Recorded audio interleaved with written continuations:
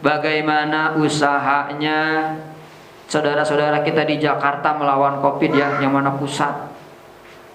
Tapi udah begitu berusaha, udah banyak usahanya, masih aja banyak koreksian kekurangannya. Keberhasilannya nggak dinampakkan, malah yang dinampakkan kekurangannya. Jadi ini termasuk mudah-mudahan usaha yang baik ya bagi mereka ini. Nah, tentang yang lain-lainnya juga sama. Kalau kita tahu tentang kebenaran, jangan disembunyikan. Entah itu kebenaran yang minimal dari diri kita pribadi. Berikutnya di dalam keluarga kita. Di dalam kita menegakkan kebenaran di keluarga kita minimal, ya paling awal. Karena Allah berfirman di dalam surat At-Tahrim, ya ayyuhalladzina amanu qu anfusakum wa ahlikum naro. Jaga diri kita, kemudian keluarga kita. Kalau kita mengetahui sesuatu yang tidak benar dalam keluarga kita, harus cepat-cepat kita berusaha untuk menampakkan kebenaran, ya. Kemudian firman Allah juga yang ini, wala talbisul haqqo bil batil wa taktumul haqqa wa antum ta'lamun.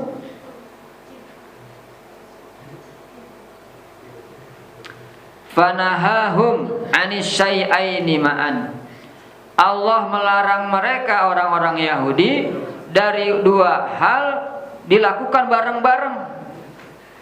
Ayat ini berlaku juga untuk kita. Jangan hak dengan batil kita kerjain bareng-bareng. Berbuat jujur kita kerjain, berbuat bohong kita kerjain juga. Agak boleh.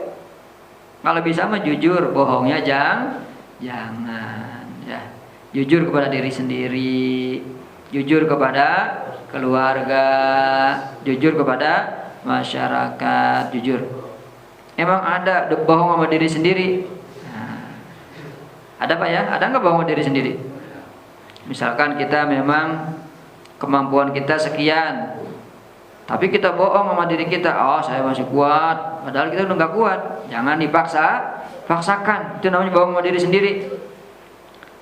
Misalkan mata kita perlu istirahat, udah ngantuk-ngantuk dikit, jangan dibohongin tuh mata. Kalau memang perlu istirahat ya istirahat. Begitu. Jangan dipaksakan, kata orang Sunda mah, udah pengen istirahat dipaksakan, diminumlah kopi, akhirnya nggak bisa tidur,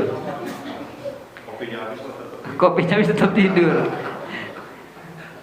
Memang itu nikmat juga Pak ya, minum kopi nggak bisa tidur itu nikmat. Ada juga minum kopi bisa tidur nikmat. Kalau saya termasuk, kalau minum kopi, masya Allah mata saya susah tidur. Saya kalau minum kopi beraninya pagi-pagi doang. Kenapa? Waktunya ke malam masih lama gitu. Masih ada. Tapi kalau minum kopinya udah malam, waduh, bisa-bisa tidurnya subuh. Tapi yang minum kopi bisa tidur enak juga, itu nikmat. Jadi bisa merasakan kopi kapan saja, begitu ya. Mau ada yang katanya minum kopi nih belum habis, tinggal setengah gelas, pengen tidur, diminum dulu, langsung tidur. Bisa juga, itu nikmat juga. Ya, karena memang semua tumbuh-tumbuhan yang Allah ciptakan itu adalah untuk dinikmati oleh kita, kecuali yang haram itu nggak boleh. Yang halal silakan dinikmati. Allah melarang dua hal sekaligus kita lakukan, yang hak dengan yang batil. Wa amruhum biidharil haq.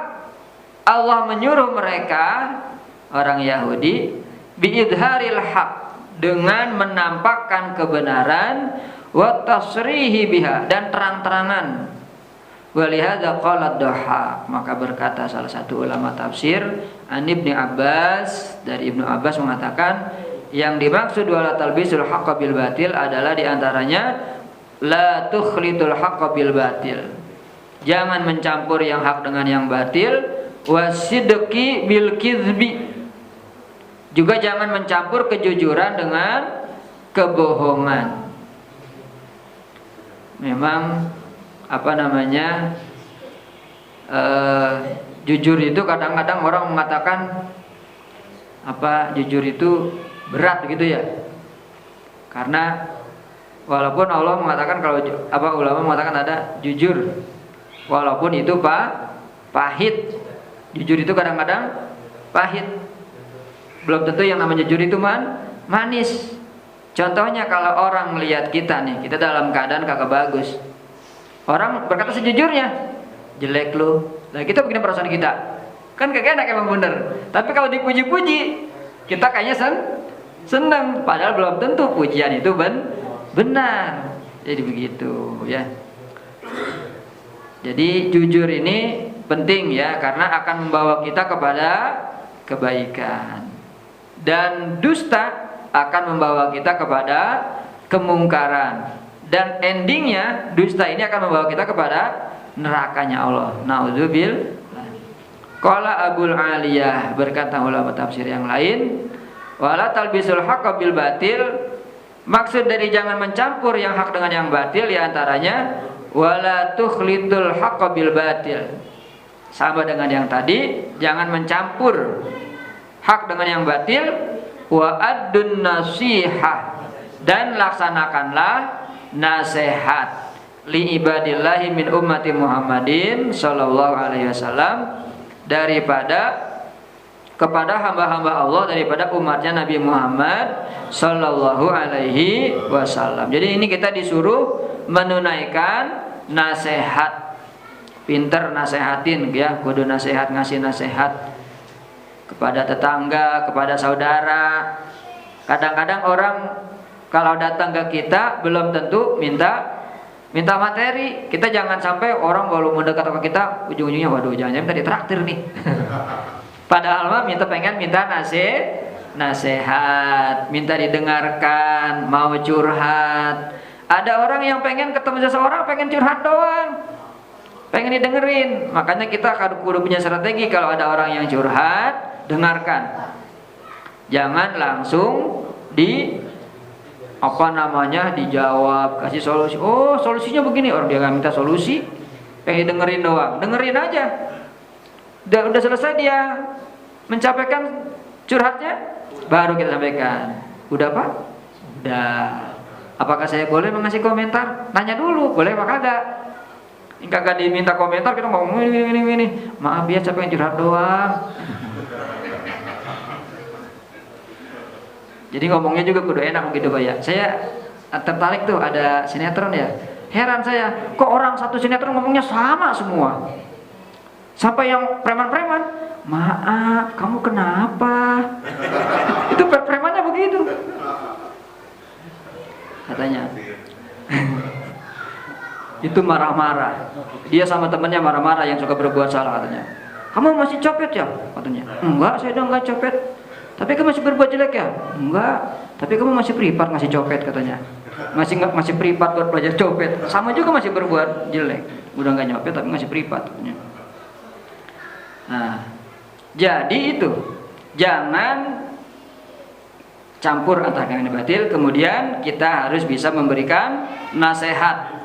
Kalau kita mau ngasih nasihat, termasuk kita orang yang selamat daripada kerugian. Di surat Al-Asr Allah berfirman, innal insana lafi khusr, manusia sesungguhnya dalam kerugian.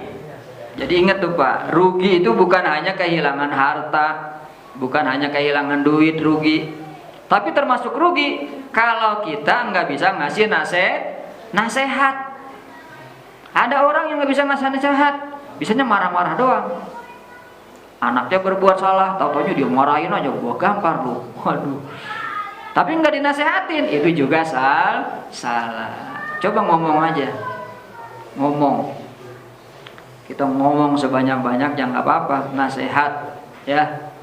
Nah, jadi nasihat ini merupakan agar kita juga nggak rugi, karena kita bakal nyesel kalau kita nggak bisa nyampaikan nasihat. Anak kita salah, kita cuma bisanya marahin doang. Anak kita akhirnya dia juga akan ngomong, lagi si bapak saya salah, bapak diem aja, bisanya marah-marah doang, gitu.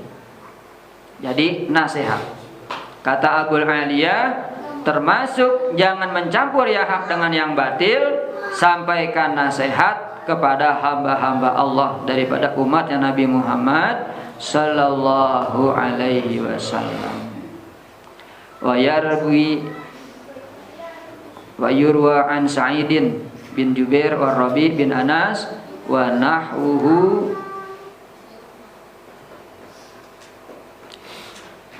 Kata ulama tafsir yang lain Qatadah. Jadi ini enak, ini kita jadi banyak pengetahuan ya, belajar dari beberapa ulama tafsir dengan satu firman Allah, meluaskan pikiran kita. Wala talbisul haqqa bil batil, maksudnya adalah wala talbisul al yahudiyah wan nasraniyah bil Islam. Ini maksud yang lain ada lagi nih. Jangan mencampurkan al yahudiyah. Kalau Yahudi itu orangnya, Yahudiyah itu ajarannya. Wan nasraniyah, dan kenasranian bil Islam, dengan Islam. Jadi juga jangan dicampur-campur ajarannya. Ajaran Yahudi, ajaran Nasrani, ajaran Islam. Inna dinallahil Islam. Sesungguhnya agama Allah itu adalah agama Islam. Maksudnya dari zaman Nabi Adam yang namanya memang sudah Islam. Islam itu artinya menyerahkan diri kepada Allah. Islam. Kalau ada orang juga yang bilang Islam artinya selamat Pak ya, salam, selamat. Islam itu artinya menyerahkan diri kepada Allah. Wal Yahudiyah wan Nasraniyah, ini menurut beliau ini agama Yahudi, agama Nasrani adalah bid'atun laisat minallah. Bid'ah tidak merupakan daripada